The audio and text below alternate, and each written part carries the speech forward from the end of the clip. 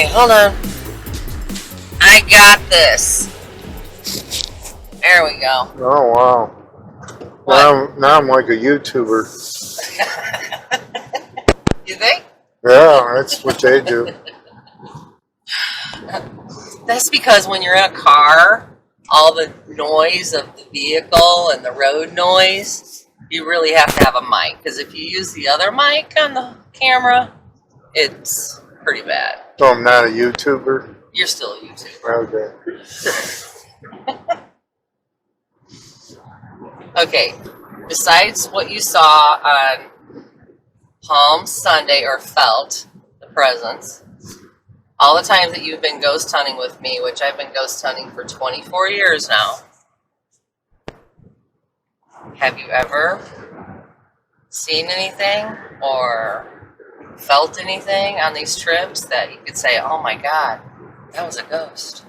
Well, the ex-murder house, there was you guys were communicating, and rarely does it seem like it's real, but that day seemed very real. Okay. What happened there? You were communicating with little children, and for quite a while, and then this nasty whatever devil thing came over and started roaring into the mic and scared the heck out of all of you, and y'all ran downstairs. Yep, we did. We sure did. And we almost knocked Tanya over. Yep. And we dropped all of our equipment and we ran downstairs. And you were sitting downstairs on the monitor, right? Watching us on film. Unknown caller. Uh-oh. We have an unknown caller. Let me look at this. Decline. Decline, Hobart, Indiana. Telemarketer. Okay, so what about that time when we were in Valparaiso, Indiana, right?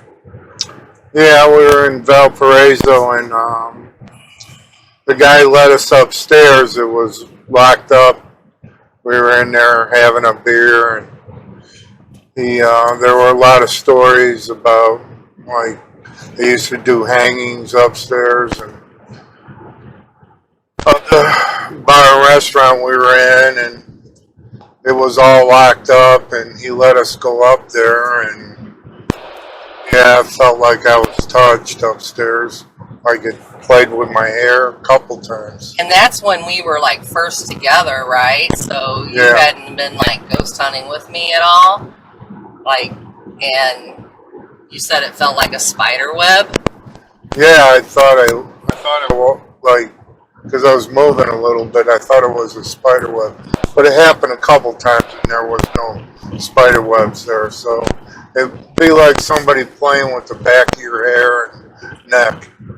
Okay, and that place in Valparaiso that we were at literally used to be a funeral home. Right. Yeah. So he didn't quite know that until we started talking to the bartender and asked him if anything weird has happened here. Which I do that all the time, right? When walking somewhere. And the door's locked on us for no reason. Yeah. Like you had to turn a key to lock that door. And we had gone up there, and when we went to get out, the door was locked. And you would have needed a key because it was like a deadbolt. So it wasn't like a latch that had stuck. So that was weird. Right. And what else? Probably the last time was different. It seemed like we were communicating with some ladies of the night.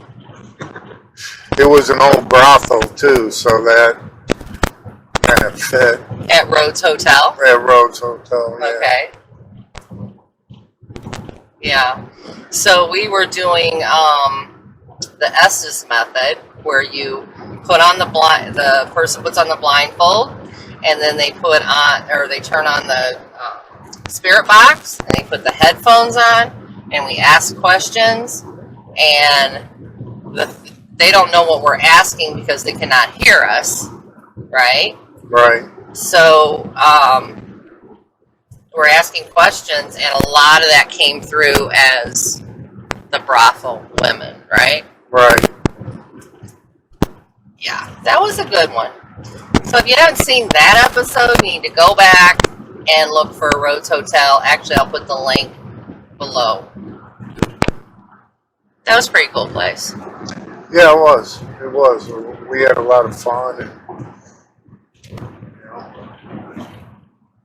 So I'll never forget the time that when we first got together. Well, not first got together, but we went to celebrate an anniversary, and we went to the Story Inn in Story, Indiana, and Mr. Right here fell asleep, right? He fell asleep, Yeah. and we were in the blue lady room, and you're supposed to be able to see the blue lady when you turn on the blue light in the room.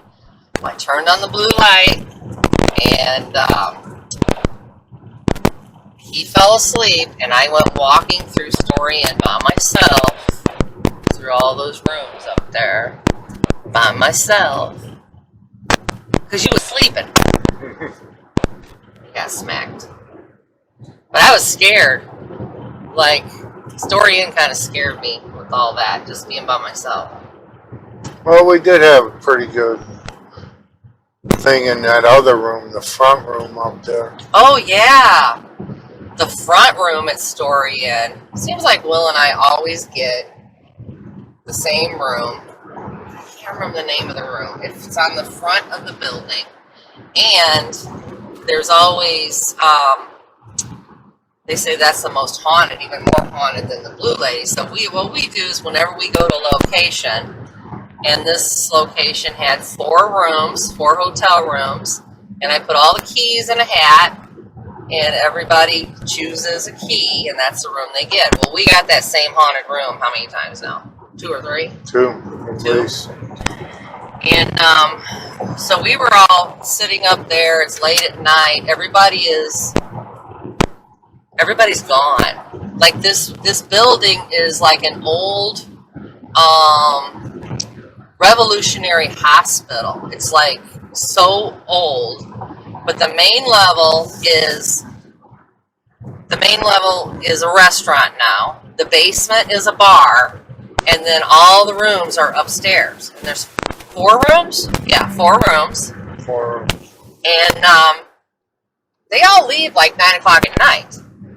So we are all in this building, and we're sitting in, everybody's gone, and you're in the middle of nowhere. You're where the hills meet the hills in Indiana, right? Brown County, that is Brown County. It's like right where the Hoosier National Forest starts. So we're all sitting in there, and we're all in one room, and I had put a motion detector in our room on the coffee table, so it wasn't on the floor where anything could like go in front of it, a mouse, whatever. And we had that motion detector go off, remember? Right. A couple times. Like something walked in front of the motion detector. I actually had that at Rhodes Hotel, too. Not this last time we went, but the time before. I put a motion detector on the side table next to the bed. We fell asleep, and 2 hours later, the motion detector went off. Where somebody walked in front of it. Remember that? Yep. So let's think, what else? The gun shop in Crown Point was kind of interesting. Yeah. Yeah, that was,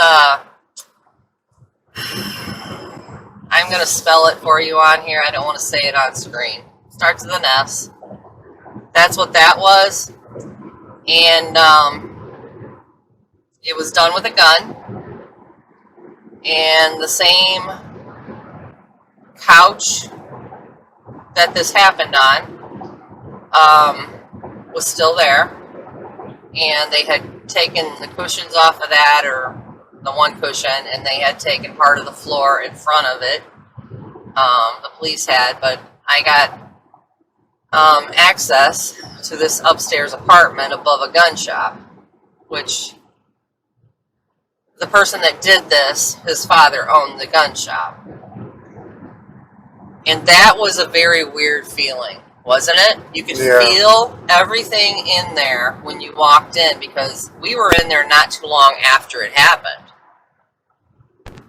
We went to the basement, though, I thought, and that's where it really was strange. In the basement? Yeah, on the lower level. I don't think I went to the basement. Yeah, you did. Oh. Because we got a long time. lot there. Yeah.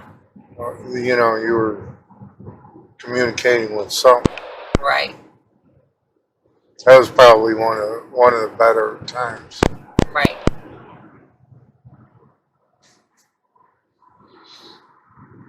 And then what about that one bar we went to on the river, on the Illinois River, I believe? Wilmington, Illinois? Yeah.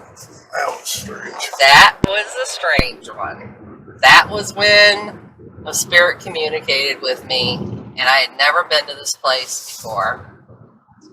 So he asked me, because we were securing foreclosures back in the day, and he asked me to go to Wilmington, Illinois with him, and he would buy me lunch. He had to go change locks on a house. So I went with him, and when we got to Wilmington, he says, "Where do you want to eat lunch?" And I said, "Well, how about this road right here?" And pointed, and there was a kind of a gravel road with a sign that said something bar/grill. I said, "Why don't we go there?" And it was on the river. That's the Kankakee, isn't it? That is the Kankakee. Illinois. It's on the Illinois River. Illinois River? Yeah. Really? Yep. Okay. So we get in there and we start having lunch, and I had to go to the washroom. First of all, the bartender says when we came in there, "Don't mind it if the ashtrays fly off the bar. It's just our ghost." Now, he has no clue who I am, or that I have been doing this for how many years. He has no clue, and he says that to me. And I'm thinking, okay, I'll just sit here and watch what goes on. But then we had our lunch, and I had to go to the washroom. When I went to the bathroom, I literally lost time. I lost time in that bathroom. I saw something in the bathroom that, in my mind, I saw something that happened. And I couldn't explain it. So then I came out of the bathroom, and I looked at you, and you said, "Why in the world were you in the bathroom for so long?" Right? Yeah. And I said, your color. And my color? What was my color? You look real white, pale. Oh. So I said, I was only in there for 5 minutes. "No, you weren't. You were in there for 20 minutes, blah, blah, blah." And I said, "Okay, but I think I know who the ghost is." And I said, "There is a woman, and she is pretty short, maybe 5'5", which I'm pretty tall. And she's got this reddish hair, and it comes about to her chin, and it curls under. And she was driving a little yellow car out of here, and she hit a tree at the end of this road, and that's how she died." And the bartender looks over, and he says, "You're talking about Rose. Remember?" Yeah. "Never been to this place in my life. This is exactly how it happened. I have no clue how I know it. But whatever spirit was there, Rose spoke to me, didn't she? Yeah. And told me this. So I had everything right about Rose. And granted, people, I'm not a psychic. I cannot, they were calling me a psychic that night, and I'm not. I can't make it happen. They just use me when they want to use me. Right? So then we went back there. Yeah, so we went home, and 2 weeks went by, and I told Will, I said, you have to take me back to Wilmington, back to that bar. I said, I don't know what it is, but every night I'm dreaming and thinking about Rose, and she won't leave me alone. All I can do is think about this. So we went back to Wilmington, to this bar grill, and I walked in. We were sitting there for a few minutes, and the phone rang behind the bar. Remember? Right. The phone rang behind the bar, and the bartender walks over, and he says, you're not going to believe this. He said, somebody on the phone said, is Rose there? And then it was a bunch of gibberish, and they hung up. Like, and they hung up. So I'm like, well, somebody in here's messing with us because, you probably told them the story about how I knew about Rose, and, somebody's messing with us. Why don't you do that star 67, 69, whatever it is, and figure out where this phone call came from. So he did that, and the phone number that it came from was from the boathouse on the river, and mind you, we had about a foot of snow on the ground then. Right. Will and I walked outside on the river, walked down there to see if there was footprints around that boathouse for somebody to get in there and call the bar and do that. With the owners. With the owners.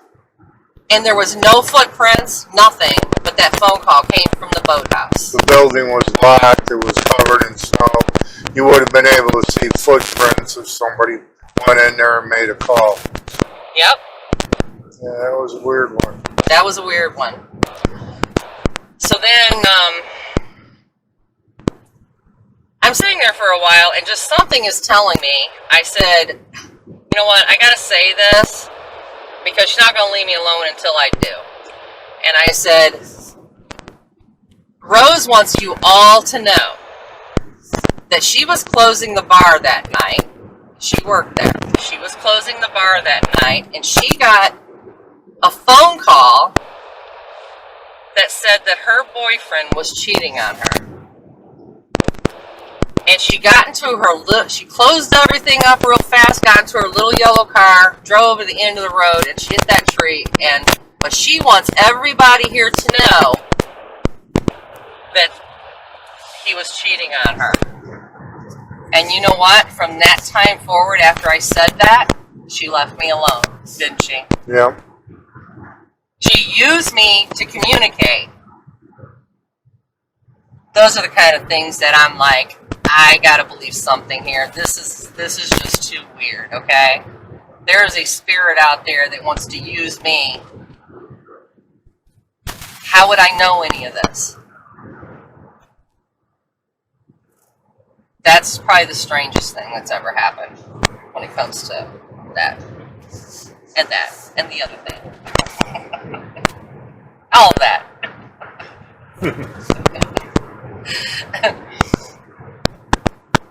So, anyway. We're 12 minutes. Oh, we have to go. Let's look here. And we're at Lake of the Ozarks. We're at right Lake of by the Ozarks. Look how pretty it is out here. Look at the cliffs. Oh, beautiful. There's boats out there.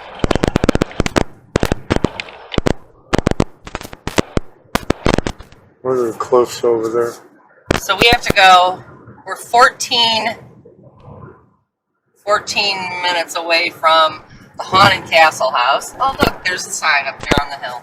Lake of the Ozarks.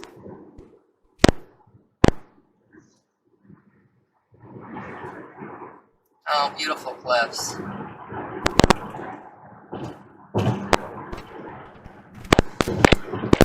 So, I I'm going to end this section of the video with asking you again. Hey, Will, do you believe in ghosts? Yeah. Now that we've gone through all these stories, you do believe in ghosts, right? Yeah. Okay, me too. Alright, y'all, I'm going to get back to you as soon as we get to the Haunted Castle House. Love you, bye.